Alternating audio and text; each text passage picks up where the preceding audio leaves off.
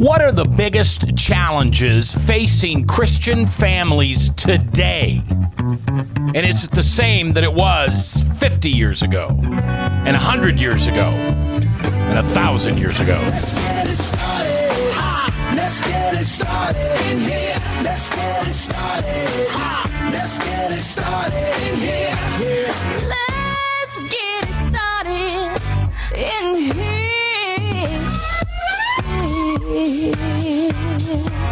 Welcome to The View from a Pew, a conversation among Christians who are out to grow their faith by asking the simple questions, the tough questions, and the stuff you really wish your pastor would talk about. Come on now, let's reason together. It's your voice we want to hear. The phone lines are open, so join the conversation. Call 855-244-0077. That's 855-244-0077. Now, here's your host, J. Michael McCoy.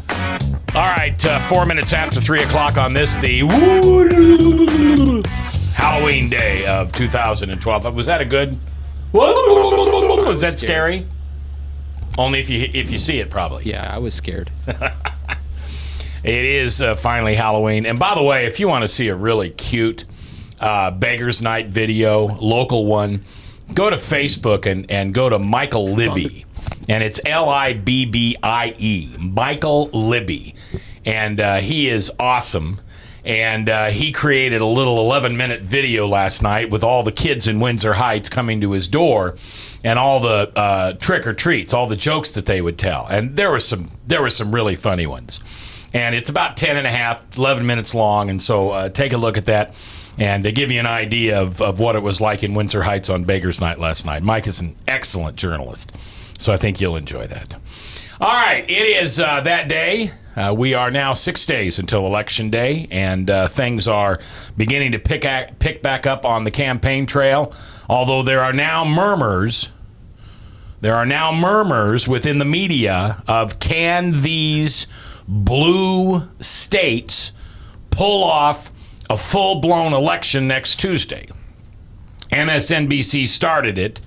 And now it's gone to NBC and CNN, and I'm imagining ABC is going to pick up on that murmur too. We won't know that till probably 5:30 this evening. Of course, I'm a traditional TV watcher. I would imagine they'll have it up on Facebook before that or LinkedIn or whatever. But anyway, that's the murmur. And I think you probably know this, but the federal government has nothing to do with when a national election is held. That is state by state by state. So if a blue state, meaning a Democratic state like New York, who is governed by a Democrat, Mr. Cuomo, if he said, hey, we're going to do the elections in a week later, or we're going to change polling places, or we're going to change polling hours, he could do that. And Chris Christie, even though he's the governor of a blue state, he is a Republican. He might say, if he thinks it's in Mr. Romney's favor to leave the election on Tuesday as it was originally planned, he might say, no, we're going to leave ours alone. So I would imagine this could become more a controversy as the elections get closer and closer. Because I don't know, if I'm Barack Obama, I'm not sure I want the elections next Tuesday in those blue states. Hey, Mac, I wouldn't think so. And I also wouldn't think it's so. a constitutional. It says when the election will be held. I'm pretty sure that it does say in the Constitution, because they don't just randomly come up with the first Monday of November. Yeah, but the governors can move it due to this emergency. I don't think anybody would argue, especially in New York, where they're still saying there's going to be millions without power. The subway system is not going to be in use yet. I mean, maybe it will be. Who knows? Maybe it will be. I'll bet you anything. They might not be able to publish the results that night. They could say that we're not going to certify it for a week, but the election has to take place on that day. So they could have paper ballots, and they could say, hey, we're not releasing our results for 30 days or whatever the amount might be. I'm going to agree with Mac. I even as somebody that really would, let me see how I can word this right so I'm not hypocritical. Even though I don't think it would benefit any party I would vote for to have them a different day, I think it's fair to say this is an act of God, and the Constitution isn't necessarily built to defend against act of gods when it comes to voting dates. I mean, I don't think it's a big deal necessarily.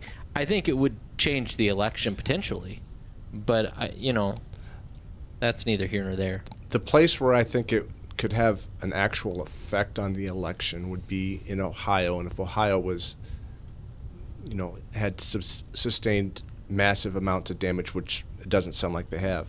Yeah, but because nobody was talking about New York going for Romney in any way, shape, or form. Right, but here's my point, though. That's my point. What if all of a sudden and I'm going to be a little biased here, but the underprivileged, those people that the politicians fight so hard against so they don't have to have voter IDs because it's harder for them to get anywhere, those are Obama voters. That's the 47% that Mitt Romney talked about. Well, if those people can't turn out, New York becomes a red state. I think you're right, because if you look at the areas that were actually hit, like New York City, you take most of New York City out of the picture. New York is a completely different state. Yeah, it's really rural. a red state, except for New York City and Long Island just have so much population that the rest of the area doesn't matter. Well, I shouldn't say it doesn't matter. Well, we'll see what happens. That question is going to be brought up at some point, and it's going to become a political football. But they have a week to get everything back in order, and yes, there's a lot of power off.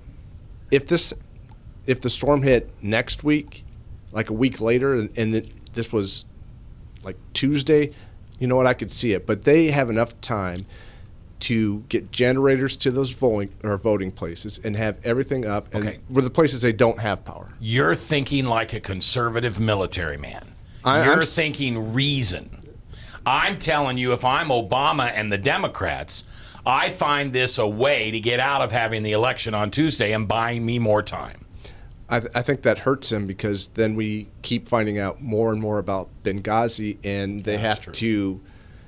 Faster for him is better, because he wants. I think all parties are kind of expedient would be the best way to do it, but I don't know if it's possible. I mean, how can you open up all these voting sites after so much has been ruined? If it's a voting site that isn't a mile inland, it's not an issue. Yes, the coast has been hit. Yes, the subways have been hit, and people might have to have a harder time getting to their voting places. But if you look at the number of actual voting places that have any kind of damage, you'll find that it's remarkably low. And those few places can be adjusted very easily in a week. Yeah, but I think you're right. It is a mile. And it's not like people have to walk 18 miles like they did 200 years ago to write a paper ballot. I'm not saying that the forefathers wouldn't kind of laugh at the idea we would think about this, but on the same note, I think there's some reason. I think he hit the nail on the head, though, Brad. He, and then I addressed you directly. Sorry for my grammar here. I think you hit the nail on the head when you said it wouldn't benefit Obama. Right now, this Benghazi thing is very bad. The thing he's got going for him is his handling of this Sandy storm. Because this has been positive for him in the sense that he seems to have been on top of it. Chris Christie has run to his aid and said he's been absolutely awesome to deal with. This is a strong point if you can say, hey, look, I made it so that New York could still have the elections on time as planned. That's a feather in his cap. That's a huge feather in his cap, in fact. Mm-hmm. So I think you're right. It doesn't benefit Obama to push them back. But let's think about the people whose houses are burnt down and they're displaced. Their cars are flooded and don't work. I mean, there's just a lot of ways we get around today, and I understand that people could walk 18 miles 10 years ago, but that's not how people go now. But here's what there are some tunnels that are flooded. Sure. But you're not going to, if you live in New Jersey, you don't use a tunnel to get to your voting place. The public transportation is at home. They're going to have to address all kinds of logistics issues because some of these places aren't being inhabited yet. And in those places, I know that in a week they can adapt and overcome any of those issues. I think Mac's right. You're an Army guy.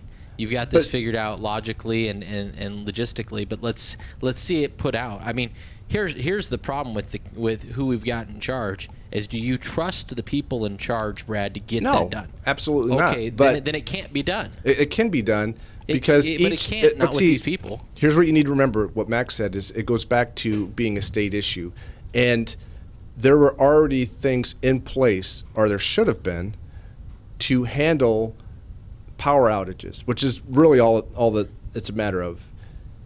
The power's not out for the machines. Well, they can do the hand ballots, and it just pushes back the time that they're going to be able to release the results.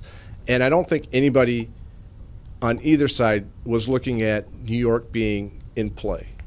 Sure. So if New York wants to wait an extra week to find out that they went 70% instead of 60% for Obama, well, great. They're still going to count that in the win column for Obama.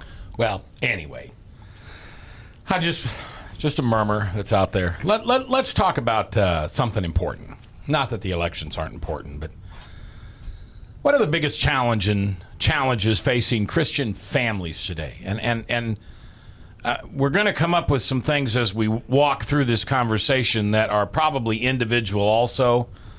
But, if we were to make a list of what are the biggest challenges for single Christians today, they're going to be different than Christian families.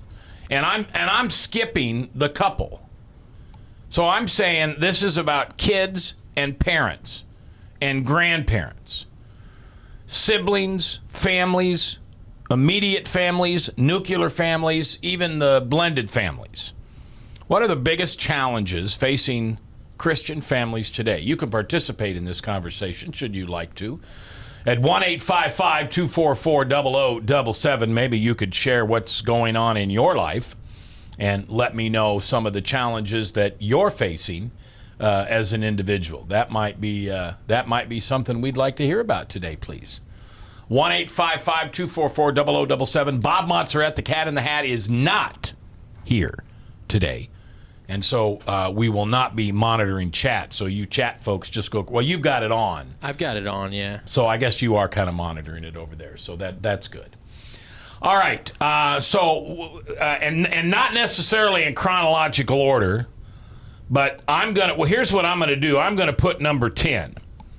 And we're going to try to find the top 10 things. And maybe at the end of the day, we'll have the number one thing facing Christian families today, or maybe we'll have a list of 10. But throw one out there. You're a young family. You've got kids. What are your kids, 7 and 5? 7 and 5, yeah. Good memory, Mac. Thanks. I think schooling is a big issue. Government schooling?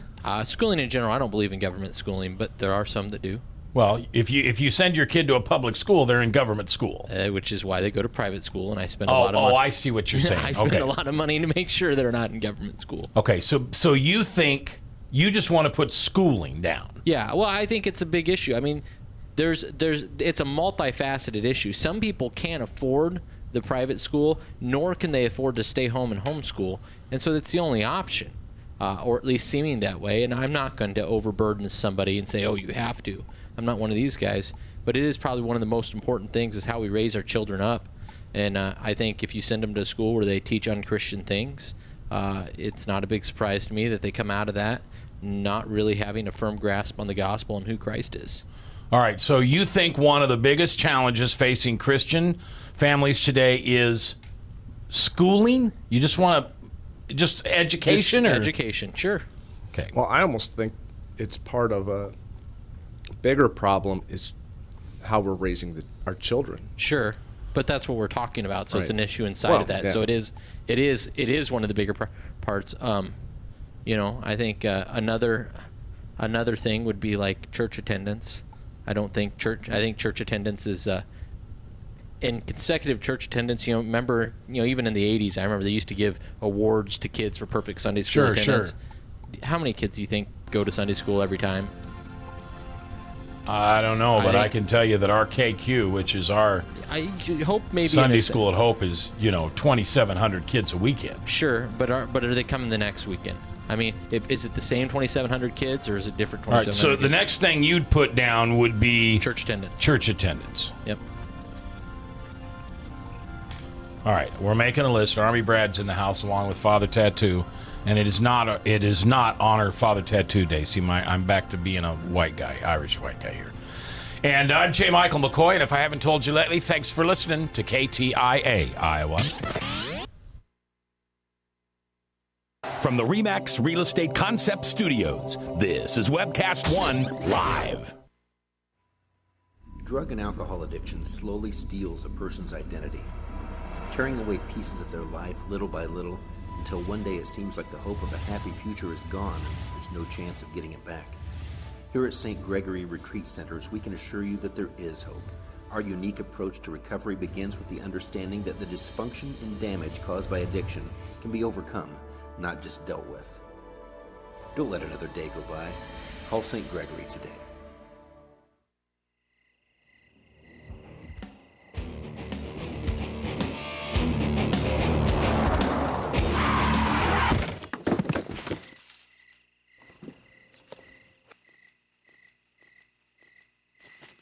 It's like they want to get hit.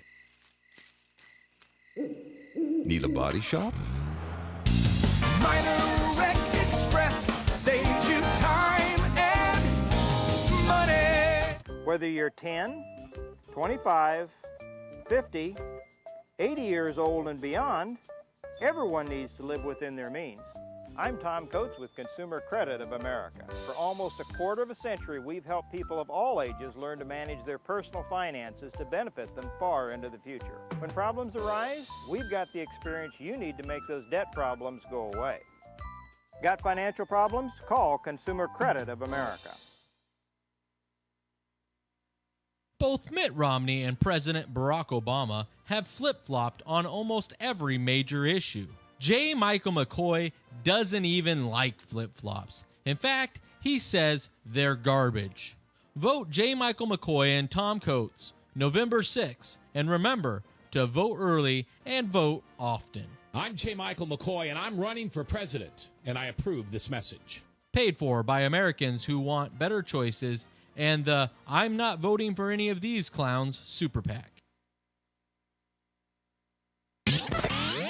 From the RE/MAX Real Estate Concept Studios, this is Webcast One Live.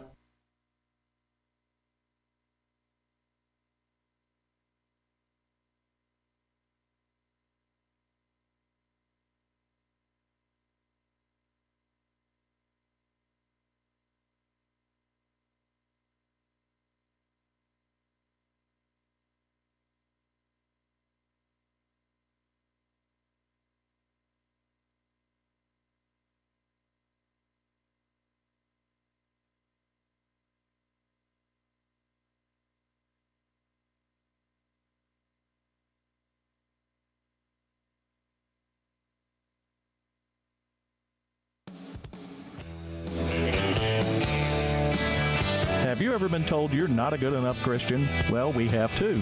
Join the conversation. Call 855-244-0077. Now here's your host, president of the Not a Good Enough Christian Club, J. Michael McCoy. All right, welcome. 321 on October 31st.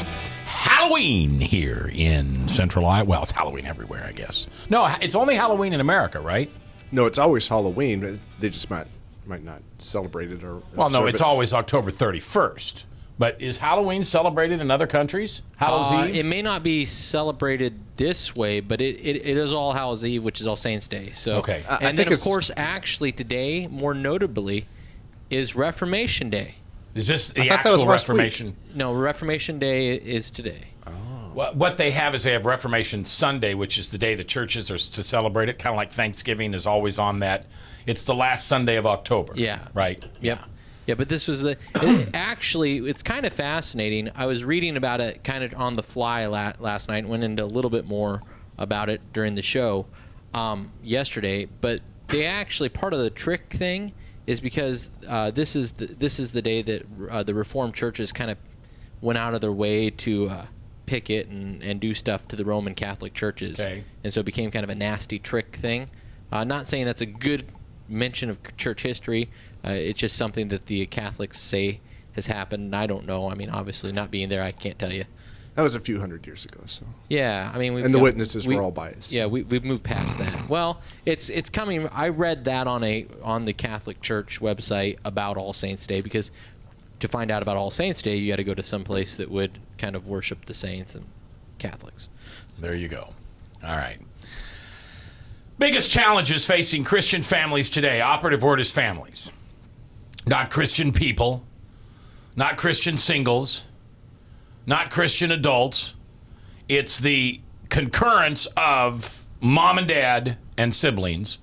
And we can go into extended family with grandma and grandpa, things like that. I want to put one down. And I'm not, we're trying to come up with 10. And maybe if we have time at the end of the show, we should try to have in the last segment have all 10 picked and then try to prioritize them. But so far we've got church attendance and education. I want to throw the 8th one down is non-believers within the family. So if mom and dad, let's say mom is a devout evangelical or a Lutheran, same thing, and she falls in love with dad, and dad converts, and dad's parents are heathens? Dad's parents are not believers? Or if dad doesn't convert. Yeah, okay. All right. Because I mean, that can be a problem. All right, so, then the number, all right, so then it would be a non-believer in family circle. Okay, you with me on that? Your mic's not on. Yeah, I'm with you. You know, I have and I can safely say this because I'm sure she's not listening, but I have a new daughter-in-law who is all right, let's say she is listening. She is as big of a non-believer as I've ever met, but doesn't have the arguments or the ability to debate the issues like a Bradshaw would, or a devout atheist. She's not a practicing atheist. She's just a heathen. She's just a non-believer. And bless her heart, you know, when we do prayers at the beginning of our family meals, she doesn't say anything. When we take her kids, because we have one new grandson who was brought in by the marriage, and he doesn't know what church is.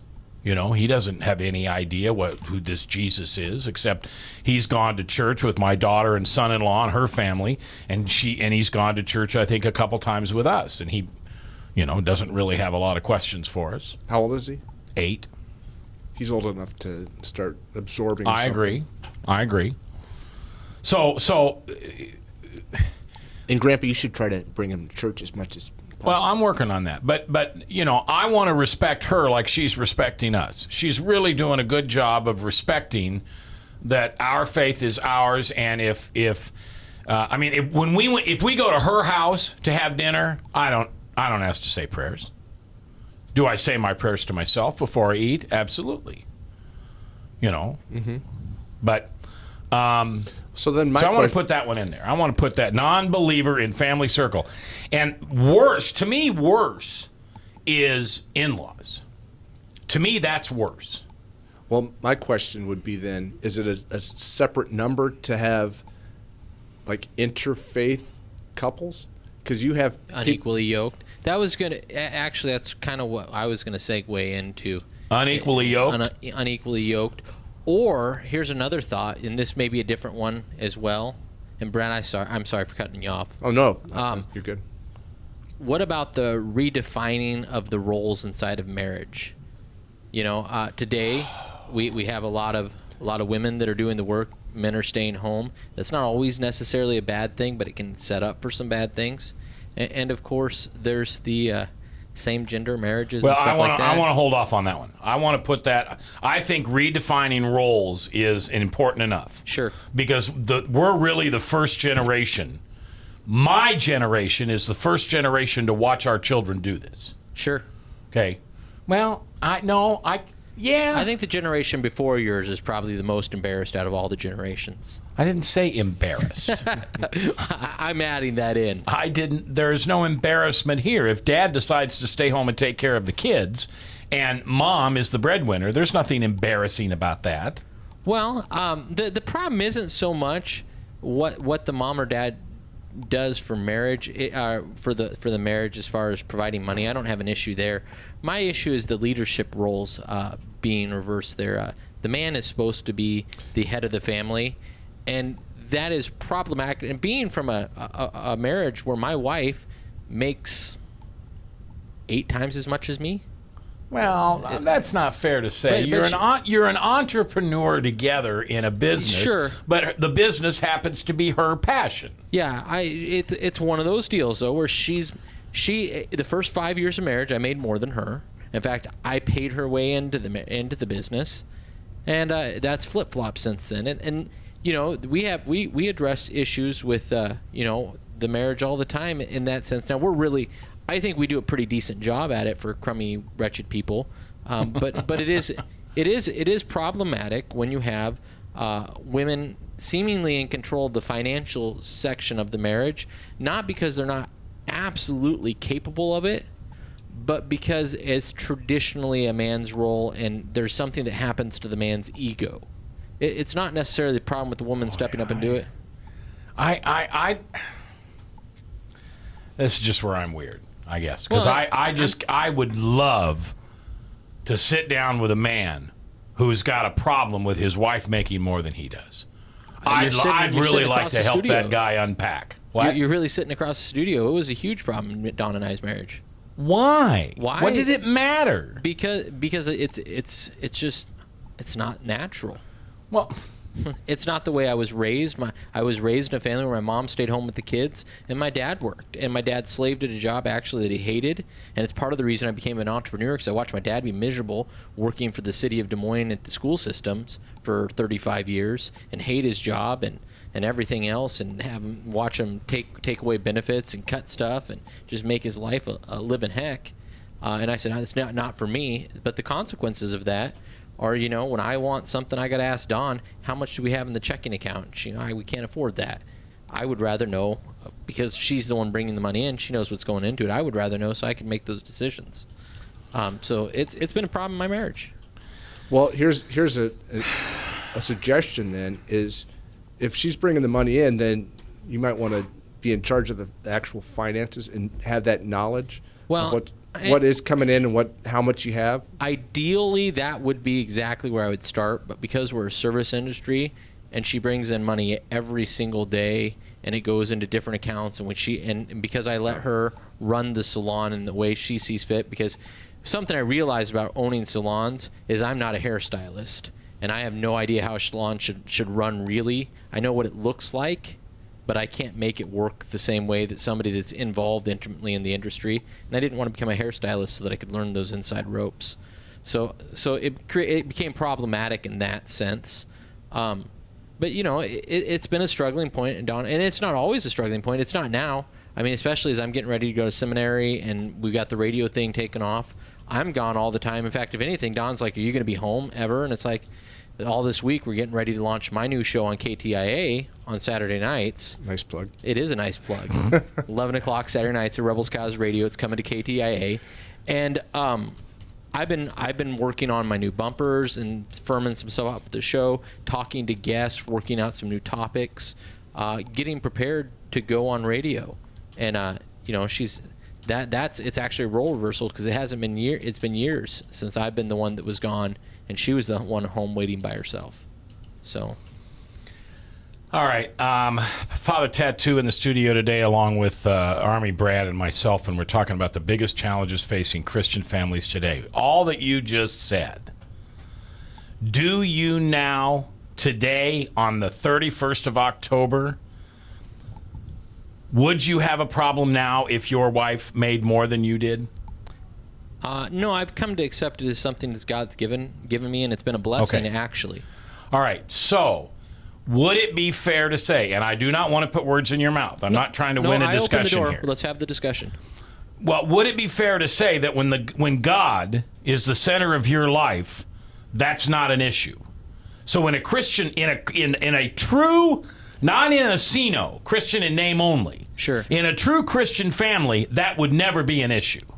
If there was such a thing. I don't know that it would never be an issue, but I think the issue would be overcomable, which is what it was in my marriage. Is it was something we could overcome. And then if you also remember to take you out of the bigger picture and put God first, and then God's will be done. Yeah, and I mean, for a long time, Mac, you got to remember I was a real estate agent. My best month in real estate, I sold $20,000, and it was sandwiched in between worth of my profits, sandwiched in between 2 months where I made $10,000 each month, and then that became my tradition. I was pretty good for a real estate agent, especially a younger guy. So when I lost everything and my career shut down and we lost the first salon, it was a bad place for me. It took some while to figure it out, and part of that was this role reversal where Dawn suddenly was a breadwinner and we were reliant on her income, and it was a hard transition. So I mean, it wasn't necessarily fun. And one thing I found out is that part of that was God was laying the way for me to do what I'm doing now, which is becoming a radio host, going to seminary. I mean, these are things I think God has laid out. I don't know if I'll be a pastor when I'm done with seminary or if I'll just have a great education. I'm fine with it either way, or I'm fine with being on the radio professionally. But I couldn't do that without what Dawn's doing and the way it worked out. And so I do thank God for that opportunity, but it was a struggle, and I would be lying to you if I said, oh, it was never a problem, because it was a huge problem. All right. We're going to take a break. We have the first 5 down. Not necessarily in chronological order. We've got a segment to get 5 more, and then we're going to try to put them in chronological order. Biggest challenges facing Christian families today. Families being the operative word. Not couples, not singles, not widowed, not divorced, not kids empty nesters. Families. 10, education. 9, church attendance.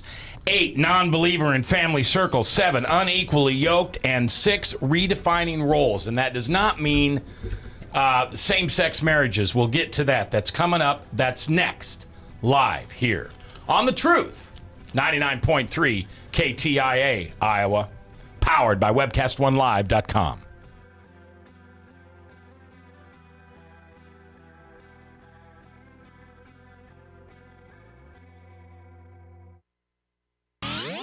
From the RE/MAX Real Estate Concept Studios, this is Webcast One Live. Drug and alcohol addiction slowly steals a person's identity, tearing away pieces of their life little by little until one day it seems like the hope of a happy future is gone and there's no chance of getting it back. Here at St. Gregory Retreat Centers, we can assure you that there is hope. Our unique approach to recovery begins with the understanding that the dysfunction and damage caused by addiction can be overcome, not just dealt with. Don't let another day go by. Call St. Gregory today.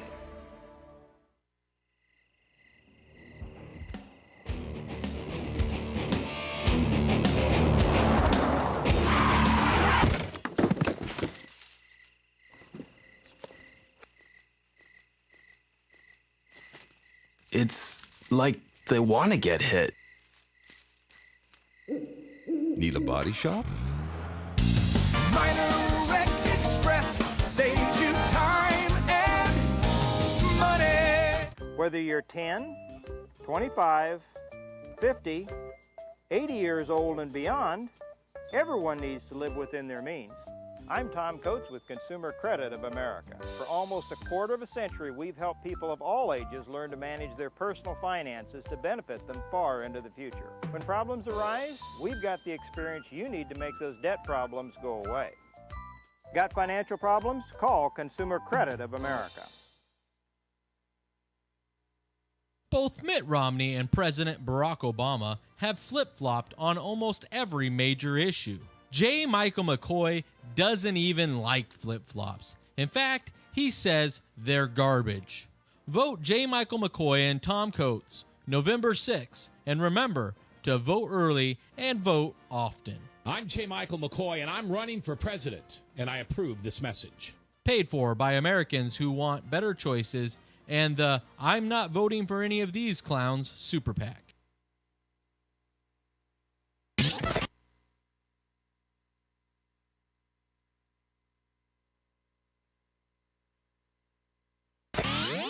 From the RE/MAX Real Estate Concept Studios, this is Webcast One Live.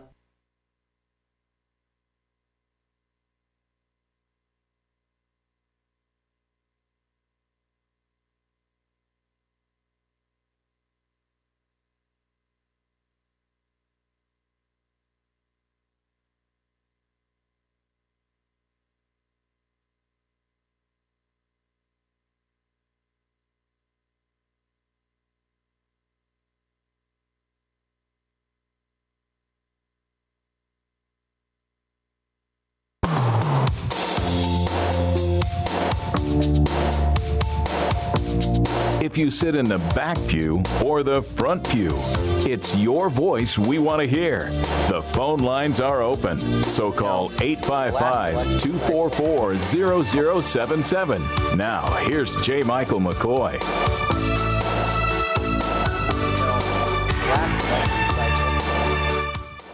I was scared of change. I didn't have any hope. I was afraid to move forward. I'm embarrassed of how I voted. I voted for McCain and Palin. But this election cycle, I'm ready for change. I'm full of hope. And I'm ready to move forward. So I urge you to join me in voting November 6th for J. Michael McCoy and Tom Coates. There are only Christian, American, and consistent choice. This ad is paid for by Americans who want better choices and the I'm not voting for any of these clowns super PAC.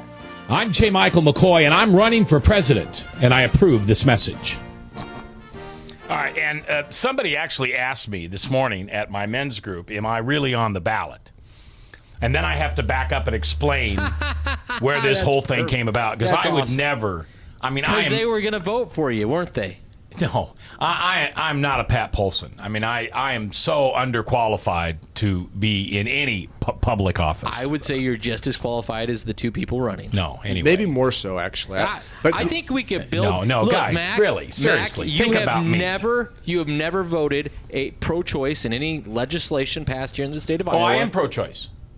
You've never voted pro-choice. Didn't I tell you that? I see what you're saying. You've never voted pro-choice in any legislation in the state of Iowa. You've never. No skeletons in my closet. Well, here'd be my question for you, Mac. We'll create our own debate about this for you. You have an ambassador under attack.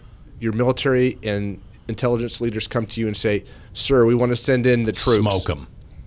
You got my vote. Yeah, see? He's conservative. If I was president, we wouldn't have Libya the way we have it today anyway. We would have taken out Muammar Gaddafi and we would put it. In fact, we would not have messed up in Egypt, in Syria, or Libya. Yeah, but you'd had to be like dictator at that point. No. You still have to deal, and that would be where you'd have the problem, is you'd have to deal with Congress. But anyway, no, I'd be like Obama. I wouldn't deal with Congress. I'd make it an executive order. And Congress, I'd be as bad as Obama. I'd do it my way, no matter what anybody said. In Congress, Mac has never voted for any socialized programs of any nature. True. Here's your guy. He's the guy. But if you don't vote for J. Michael McCoy, you're not voting for an American who's consistent and a Christian. It's just as simple as that. But here's my biggest fear about that ticket.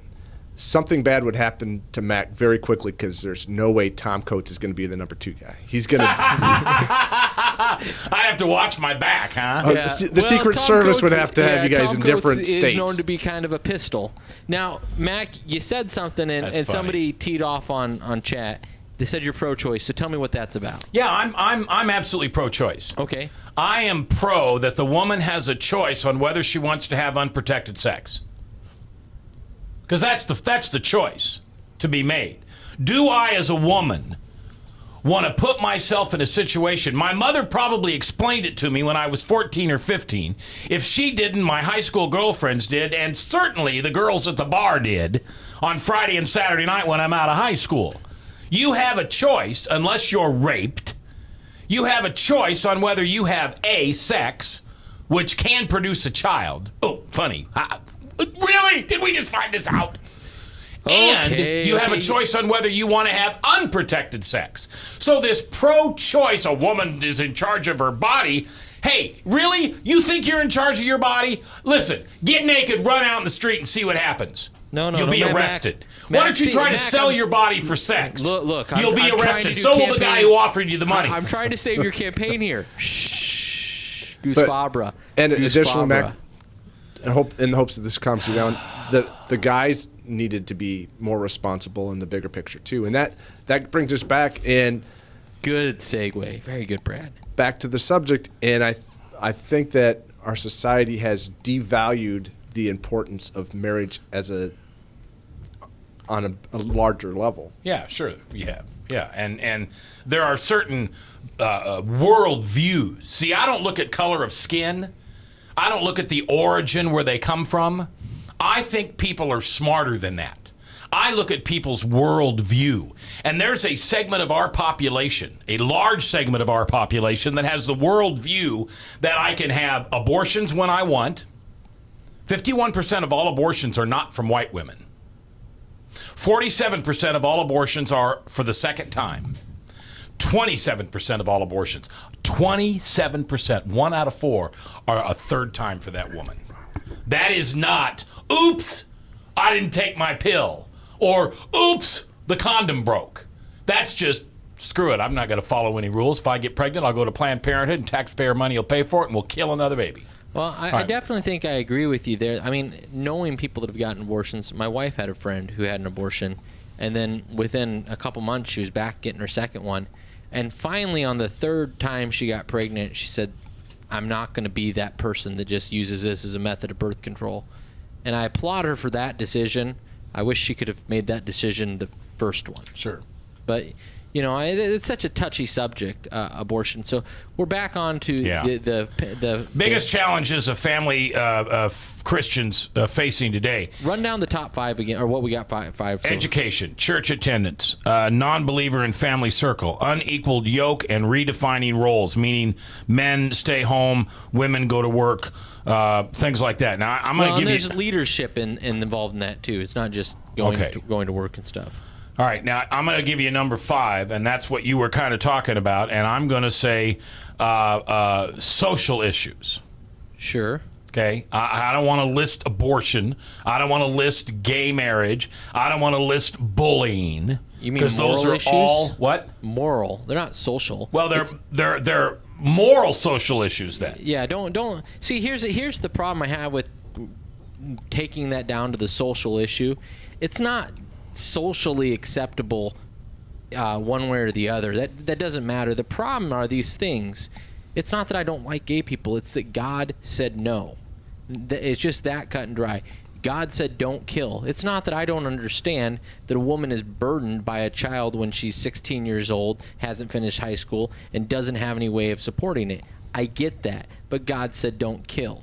These are they're moral issues, and they like to make them social, because if it's just the social thing, eventually it becomes cultural. This is a cultural thing, and then it's kind of, well, it was okay for them because culturally it was acceptable.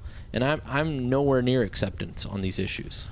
All right, so you would say moral issues. I would say moral issues. And how do you explain or immoral issues to Betty or Johnny when they come home for their first year in a brand new middle school, and there's a kid running around who says, I'm gay and I'm okay? Go back to the school one. Even worse, I'm a Christian and I'm gay. See, that's where the opinions of J. Michael McCoy are not necessarily those of this program or KTIA. I mean, I don't get that. I don't understand how. I don't understand. I just don't understand. I think you hit our next one.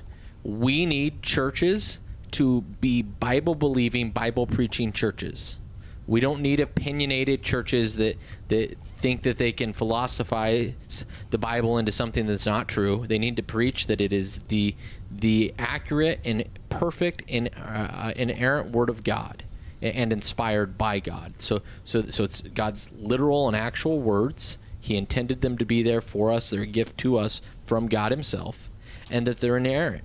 See, churches don't do this anymore. We had a guy come into the salon and have a conversation with my wife and actually one of the employees that works there, who is actually in a same-sex relationship. And they had a conversation about how we could get more gay people into churches, which I think is great. Let's bring all the gay people into churches. I love it. Let's do it. And then teach them. But they want to teach them that it's okay, that God accepts them where they're at. And that's even true in and of itself. God accepts sinners. If He didn't accept sinners, Mac's not getting in, I'm not getting in. Brad, I don't know you well enough. I'm just going to assume here you wouldn't be getting in either, right? If God didn't accept sinners? No, nobody would. Yeah. We're all sinners. So God accepts them, but does God okay it? Does He wink at it? Does He allow it? Is it something that I've told Mac off the air a lot of time is love the sinner, hate the sin. Yep. All right, we got 3, 2, 1 left to add when we come back, and then we'll try to prioritize them. I'm sorry, we got off on a tangent rabbit trail. We're coming back live with Army Brad and Father Tattoo. I'm Mac. This is The View from Pew, and thanks for listening.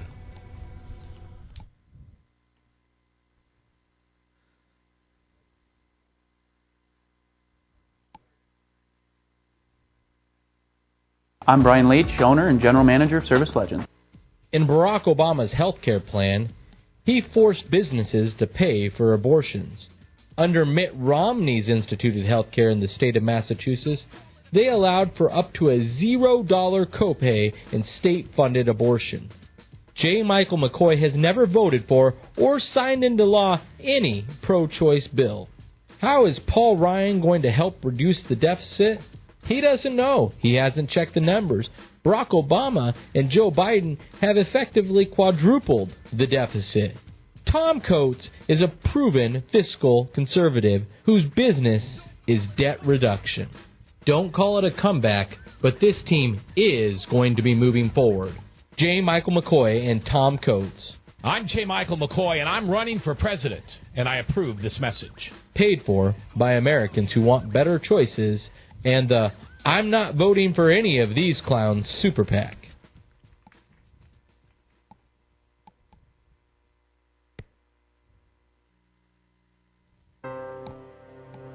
You know, the last election cycle, I was scared of change. I didn't have any hope. I was afraid to move forward. I'm embarrassed of how I voted. I voted for McCain and Palin. But this election cycle, I'm ready for change. I'm full of hope, and I'm ready to move forward. So I urge you to join me in voting November 6th for J. Michael McCoy and Tom Coates. There are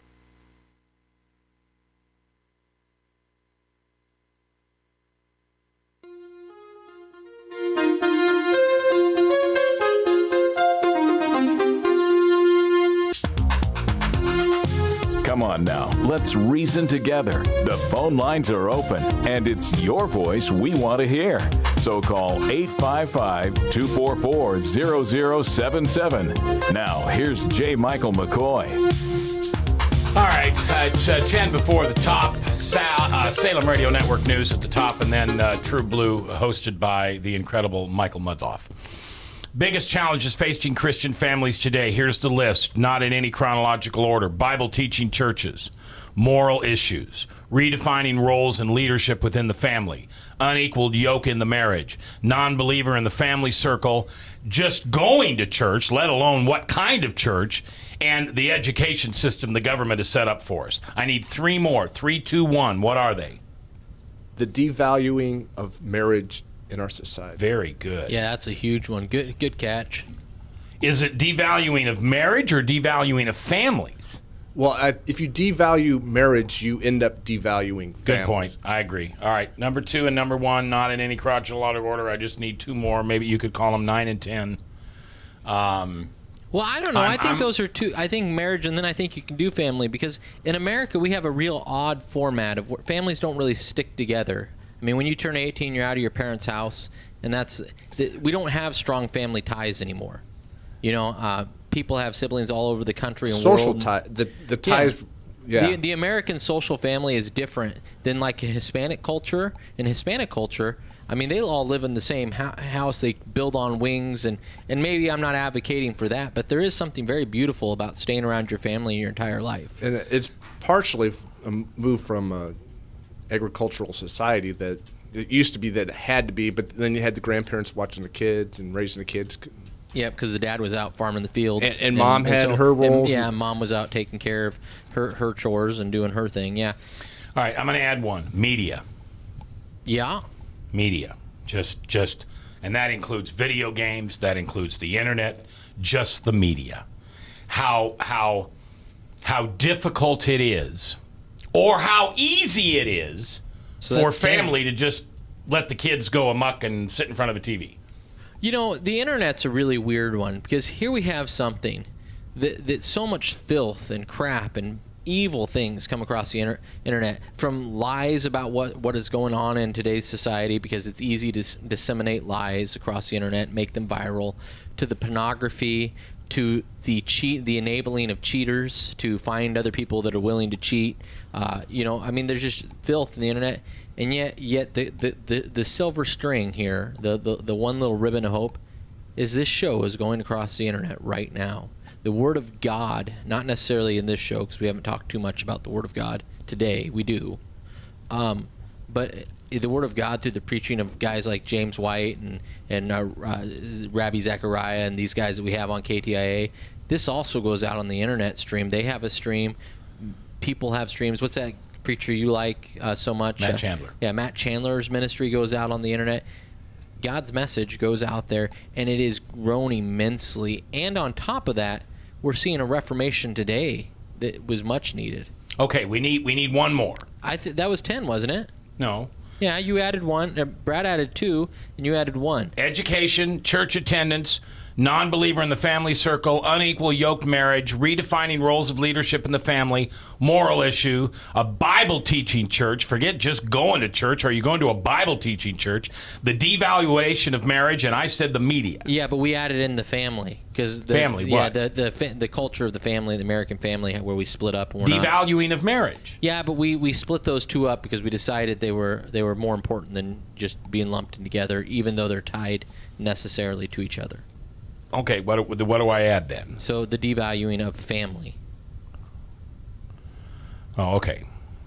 So, because those things, they're a lot of these are actually tied to each other. Going to church doesn't matter if you don't go to a Bible-believing church, and it doesn't. And if you go to a Bible-believing church that's properly teaching and educating our children, you're going to increase your value of the marriage and the family, and it's just going to... Yeah, so they're all intertied. So. All right, so what's the most important one on that list of 10? I would have to say probably the devaluing of the Bible-believing, or not devaluing, but the not going to a Bible-believing church. Okay, what else? I think the church is the remedy Truthfully, for the problem. they're a different one? You know, this is a circle. If you put any one of them at the top and then you go to the next one, if you have proper if our kids were being properly educated, you're going to have values taught, which used to be taught in the school, which is going to create a move toward having... I would start with God. I would start with the church. And the reason I would is because you can't know anything unless you know God. Yeah, from God, all information disseminates. So God's always... Okay, it's the so most important. we would agree that a Christian family should go to church, a Bible teaching church and Sunday school regularly. Yeah, I would say it is actually imperative that a Christian be part of the body of Christ. Then I think the number 2 one is education then, because if they're getting it at church and they're getting it at school, it's kind of hard to bypass the Jesus thing. It is. It is. At least they'll know. I mean, a lot of people, some of these people, like you were saying, your grandkid doesn't even really know what's been done for him. He doesn't even have the opportunity to believe or not believe because he doesn't even know. So are we making this a Christian or just an American? Because I think did we just change something? No, it's always been Christian family solely. Well, we're on a Christian radio show, right? So Well, I understand that, but on a bigger picture, I think across our society, the loss of Christian values in our society, which isn't actually on there but probably should be. Yeah, no, has spiraled us, and we can continue to spiral down. I think he's right. I think we need 11, and that's right under. That's the root of the problem. At least is what is the lack of Christian values, and these are this. And going to a Bible believing church is the solution, and everything underneath that.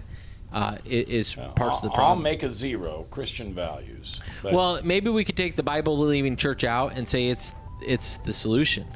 I mean, I think that's what we learned out of this list today. And quite frankly, if you're in a Bible-teaching church, then you're probably church attendance isn't an issue. Probably not. So yeah, there's our top 10. All right. I think the media, and maybe I'm just too sensitive to that, but I think that's top 3, top 4. Oh, I think the media is horrendous, Mac. You know, if I mean, I've got 5 grandkids. I've got 3 of them who have cell phones already, and the youngest is 8. Yeah, no, it's and I don't blame my kids for getting them cell phones. I mean, it's so much easier when the kids can communicate and text and back and forth. And my kids do a good job of monitoring their kids and their action on that. But, and I'm sorry, I know I'm going to sound really old when I say this, but video games are made by the devil. Well, I think you do sound old. I think the devil is tied deeply into the media. Sure, absolutely. So, every level of it. So, can I do the what did we learn today? Sure. What did we learn today? I think we learned today that there's a lot of problems in American society and culture surrounding our families, and the solution is and always will be, and it, for the last 2,000 years, has been Jesus Christ and his church. Amen. Okay, enough said. Pray for the Truth Network, Chris Roloff, Stu Epperson Jr., and all those people that work very hard every day to put this network on. True Blue is next with Michael Mudloff. And at like I always say, don't forget to pray. See you tomorrow.